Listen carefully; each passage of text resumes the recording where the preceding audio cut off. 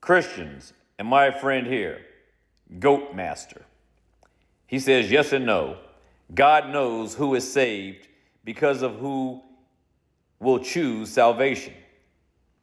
As time is not linear to God, he then acts upon his creation as he pleases without rescinding the free will he gave us. First of all, this whole comment is ridiculous and crazy. Now, I'm going to save the first part for last. You say that that time is not linear to God. Relevance, I don't get the relevance.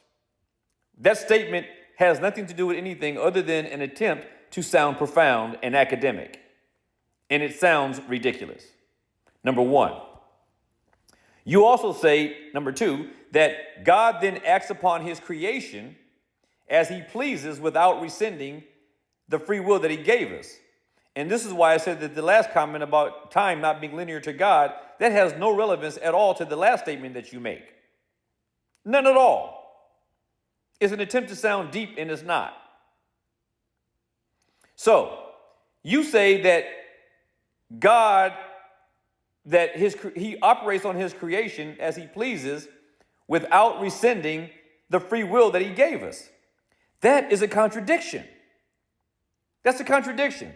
How can God act upon his creation at all without rescinding, and you spelled that wrong, by the way, the free will that he gave us? Because first of all, where in the Bible, like I asked the guy that I posted to last, before this one, show me in the Bible where you see God or anyone teaching that anyone has a free will. Now, you might find something that it's possible that free will has another synonymous word somewhere, but I haven't seen that either. Please teach us and tell us all where you see that God gave man a free will.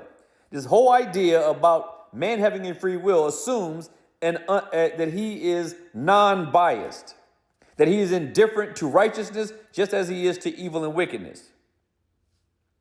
But this isn't the worst part of this statement. The worst part of this statement is that you say God knows who is saved. And here's the worst part of what you said.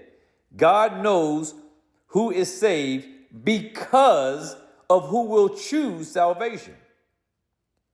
You are assuming that God knows who is saved because of the person chooses salvation. And somehow, because he knows that they will choose him, that is the ground of their salvation.